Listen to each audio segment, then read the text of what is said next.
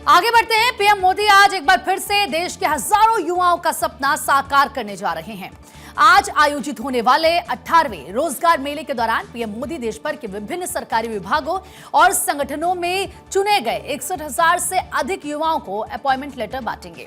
ये कार्यक्रम देश के 45 अलग अलग स्थानों पर आयोजित किया जाएगा, जहां गृह मंत्रालय, स्वास्थ्य, शिक्षा और बैंकिंग जैसे महत्वपूर्ण विभागों में युवाओं को नियुक्तियां दी जाएंगी।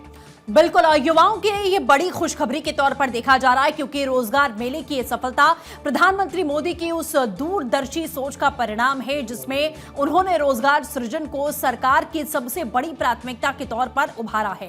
पहले सरकारी नौकरियों के लिए युवाओं को सालों इंतजार करना पड़ता था, लेकिन अब मिशन मोड में भर्तियां हो रही हैं। अब तक 11 लाख से ज्यादा युवाओं को नौकरी देकर सरकार ने यह साबित कर दिया है कि वो देश के भविष्य को लेकर गंभीर है। इन नियुक्तियों से न सिर्फ बेरोजगारी कम हो रही है, बल्कि सरकारी विभागों में नई उम्र के युवाओं के आने से काम की रफ्तार और तकनीक में सुधार हो रहा है। रोजगार देने का यह सिलसिला आज से नहीं, बल्कि पिछले कई सालों से लगातार जारी है। अगर हम इस सफर पर नजर डालते हैं तो इसकी शुरुआत अक्टूबर 2022 में हुई थी, जहां पहले ही मेले में 75,000 से ज्यादा युवाओं को नौकरी दे दी गई थी। इसके बाद सरकार ने पीछे मुड़कर नहीं देखा। नवंबर 2022 से लेकर अप्रैल 2023 के बीच में आयोजित हुए मेलों में हर बार करीब 71,000 युवाओं को नियुक्ति पत्र सौंपे गए। सिलसिला आगे बढ़ता रहा और मई से अगस्त 2023 के दौरान लगातार हर महीने 70,000 युवाओं के घरों में खुशियां पहुंचती रही। मई 2023 के अंत तक आते आते सितंबर, अक्टूबर और नवंबर के महीने में 51,000 नियुक्तियों का ग्राफ बढ़ा, लेकिन असली रिकॉर्ड फरवरी 2024 में टूटा, जब एक साथ 1 लाख से भी ज्यादा युवाओं को सरकारी नौकरी की सौगात दी गई। इसी रफ्तार को बरकरार रखते हुए अक्टूबर 2024 से लेकर जुलाई 2025 के बीच में अलग अलग चरणों में कभी 51,000 तो कभी 71,000 नियुक्तियां की गई। और आज यानी कि 24 जनवरी 2026 को प्रधानमंत्री मोदी ने 61,000 से अधिक युवाओं को नियुक्ति पत्र देकर इस कारवां को वो 11 लाख के पार पहुंचाने वाले हैं। आज का दिन देश के युवाओं के लिए किसी उपलब्धि से कम नहीं है। पीएम मोदी के नेतृत्व में रोजगार मेला सिर्फ नौकरी देने का मंच नहीं, बल्कि भारत के युवाओं के आत्मविश्वास को जगाने का एक बड़ा अभियान बन गया है। जब हाथों में नियुक्ति पत्र आता है तो सिर्फ एक व्यक्ति को रोजगार नहीं मिलता, बल्कि एक पूरा परिवार मुख्यधारा से जुड़ता है। सरकार का यह संकल्प विकसित भारत की नींव को और मजबूत करने वाला है।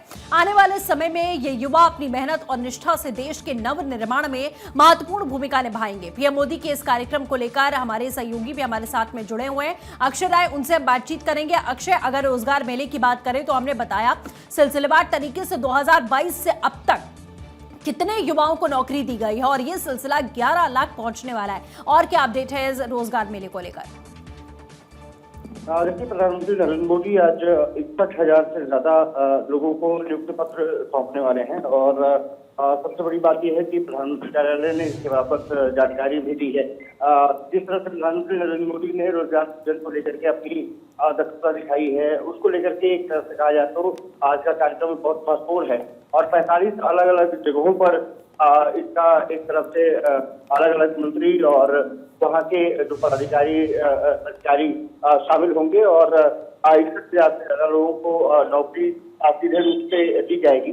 कहा जा सकता है कि कई मंत्रालय शामिल है और विभाग शामिल को भी अपनी नौकरी उन्होंने दी थी और आज बड़ा मेला आयोजन किया जा रहा है। लेकिन अगर देखा जाए तो सरकार पर विपक्ष यही आरोप लगाता है कि सरकार ने नौकरी देने का ज्यादा वादा किया था, लेकिन नौकरी बहुत कम दे पाई है। लेकिन ये कहा जा सकता है कि जो पिछले 3-4 सालों में काम सरकार ने किया है, विभिन्न मंत्रालयों में जो पद खाली थे उसको भरने का काम किया है।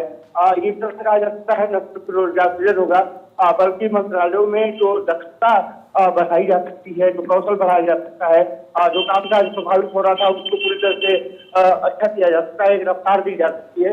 उसके हिसाब से ये मेला बहुत महत्वपूर्ण है और 45 अलग अलग जगहों पर नियुक्ति पत्र वितरित किए जाएंगे। मुख्य कार्यक्रम प्रधानमंत्री नरेंद्र मोदी की अध्यक्षता में शुरू होगा और ये कहा जा रहा है कि जो नियुक्ति मिलने वाले हैं उसमें गृह मंत्रालय, स्वास्थ्य और परिवार हेल्थ मिनिस्ट्री से संबंधित, फाइनेंस मिनिस्ट्री से संबंधित और एजुकेशन मिनिस्ट्री से संबंधित ज्यादातर जो नियुक्तियां हैं वो की गई है और उसी जरूरत में ये कार्यक्रम रखा गया है।